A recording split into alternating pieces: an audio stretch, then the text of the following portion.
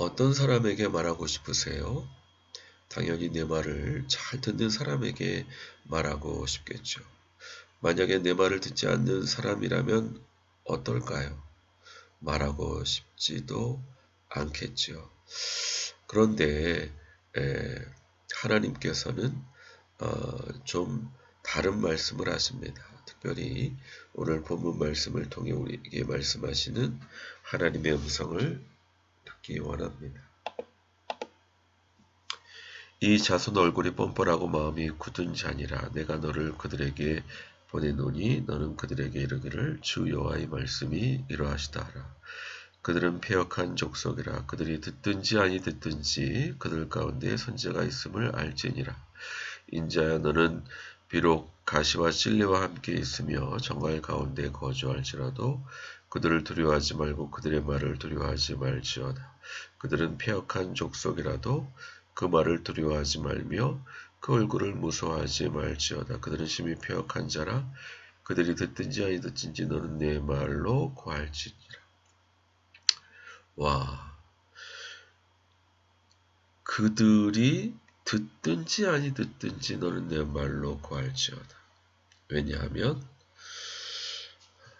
이스라엘이 멸망할 당시 상태는 하나님께 반역하는 사람들이었기 때문에 그럼에도 불구하고 그들에게 하나님의 말씀을 증거하라.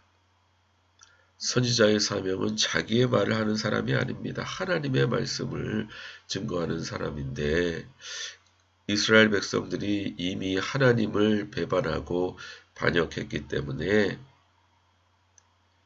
그냥 하나님께서 그들을 버리실 수도 있었지만은 그러나 그럼에도 불구하고 하나님께서는 에스겔 선지자를 보내셔서 하나님의 말씀을 전하시는데 듣든지 아니 듣든지 내 말로 고하고 또 두려워 말고 또 가시와 찔레와 정갈 그들의 반응이 선지자를 핍박하고 괴롭게 할지라도 하나님께서 지키심으로 두려워하지 말라 말씀하시면서 무서워하지 말라 말씀하시면서 그들이 심히 패역한 자로 하나님을 반역하고 대적하는 자들이지만 하나님의 말씀을 듣든지 아니 듣든지 되어나라.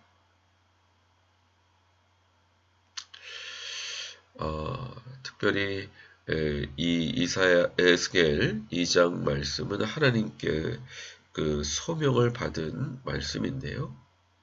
우리에게 하나님의 말씀을 주셨을 때는 목숨을 걸고 그 말씀을 증거하고 선포해야 됩니다.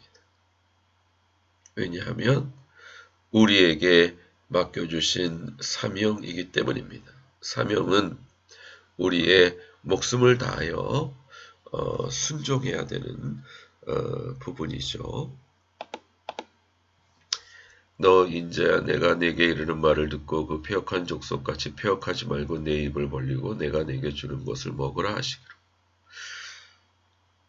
우리가 어떻게 하나님의 말씀으로 충만하지 않고서 하나님의 말씀을 증거할 수 있겠습니까? 마찬가지로 하나님께서 에스겔에게 하나님의 말씀을 받아 먹으라 말씀하시면서 그 받아 먹은 말씀을 통해서 증거할 것을 말씀하고 있습니다. 우리가 에스겔의 소명장 2장 말씀을 살펴보는데 이처럼 듣든지 아니 듣든지 하나님의 말씀을 먹고 하나님의 말씀을 선포하고 두려워하고 무서워하지 말고 찔레와 가시와 정갈과 같은 반응을 보일지라도 하나님의 말씀을 패역한 백성에게 증거하라. 라는 소명의 말씀을 주셨습니다. 또 다른 선지자들도 하나님께서 말씀하셨는데요. 이사야 같은 경우는 주께서 높이 들린 보좌에 앉으셨고 스랍들이 거룩하라 거룩하다 거룩하다 하나님을 청하는 소리를 들었는데 그때 화로다 나여 망하게 되었도다. 내가 입술이 부정한 사람이 입술이 부정한 백성들 중에 거하면서 만군의 왕이신 여호와를 배웠음이라 라고 했을 때에 스랍 중에 하나가 제단 숯불을 가지고 그 이사야의 입에 대면서 내 악이 제해졌고 내 죄가 사여졌다 말씀하면서 주님께서 내가 누구를 보내면 누가 우리를 위하여 갈고 할 때 내가 여기 있나이다 나를 보내소서 이렇게 주님의 사명을 받는 모습을 볼 수 있습니다.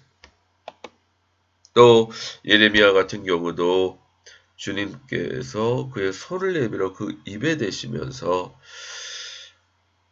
내가 내게 이르노니 보라 내가 내 말을 내 입에 두었다. 내가 오늘 너를 여러 나라 열방과 왕국 위에 세워 너를 그것들을 뽑고 파멸하고 넘어뜨리며 건설하고 심게 했다. 이렇게 하나님과 타락한 백성 가운데 열방 가운데 하나님의 종들이 위치해서 주님의 말씀을 대언함으로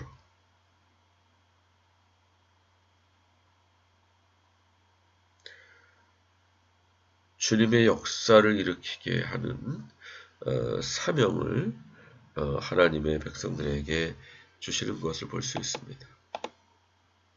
왜 하나님께서 패역한 이스라엘 족속이 듣든지 아니 듣든지 하나님 말씀을 전하게 하실까요?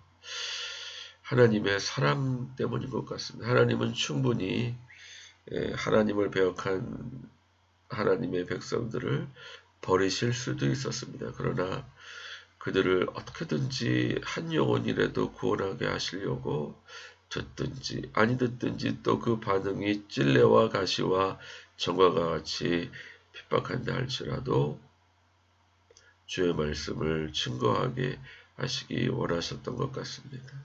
그러므로 우리는 그와 같은 하나님의 사랑의 마음을 깨닫고 예수님과 같이 또 많은 신앙의 선배들과 같이 자기를 부인하고 자기 십자가를 지고 주님을 쫓으면서 맡기신 사명을 감당해야 되겠습니다. 왜냐하면 세상이 패역하고 하나님을 배반하고 악하기 때문입니다. 왜 하나님께서는 두루마리 책을 먹으라 말씀하셨을까? 하나님의 말씀에 충만하지 않으면 어떻게 하나님의 말씀을 증거할 수 있겠습니까? 은혜 충만, 말씀 충만, 성령 충만해서 하나님의 말씀을 증거할 때 비로소 지속적으로 그 말씀을 반대에도 불구하고 증거할 수 있겠죠. 하나님께서 나를 누구에게 보내시고 어떤 말씀을 전파하게 하실까요? 하나님께서 나를 어디로 보내셨는지 아는 것이 중요하고 또 어떤 말씀을 증거하게 하시는지 아는 것이 중요합니다. 저에게는 일터로 보내셨고 도시로 보내셨고 특별히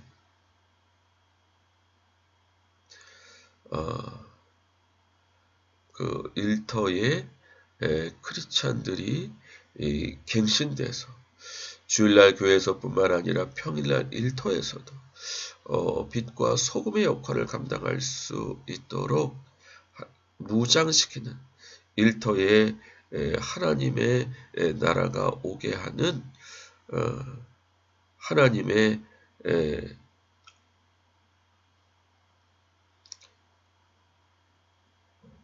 예수님의 몸된 교회를 세우는 사명을 주셨습니다. 마찬가지로 나는 하나님께 어떤 사명을 받았는지 알기 위해서는 누구에게 무슨 말씀을 전파하게 하시기 위해서 나를 보내셨는지 깨달아 아는 것이 중요합니다. 모쪼록 우리 에스겔과 같이, 이사야와 같이, 예레미야와 같이 주님께 소명을 받아 맡기신 사명을 충성스럽게 죽기까지 감당함으로 주님께 칭찬과 상급받게 부족하며 하나님의 귀한 백성들 다 되시기 주님의 이름으로 간절히 축원합니다. 같이 기도하겠습니다. 하나님 아버지, 에스겔 2장 말씀을 통해서 폐역한 세대, 듣든지 아니 듣든지 반응이 가시와 찔레와 정갈과 같이 반응할지라도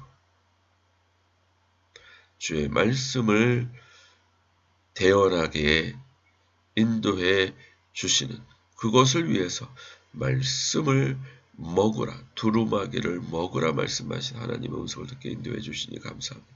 주여 인도해 주시어서 말씀 충만해서, 성령 충만해서, 지혜 충만해서 우리에게 맡기신 사명을 지속적으로 감당하기에 부족함 없도록 축복해 주시고 은혜 내려 주시옵소서. 감사드리고 예수 그리스도 이름으로 기도드립니다. 아멘. 수고하셨습니다. 감사합니다. 또 뵙겠습니다.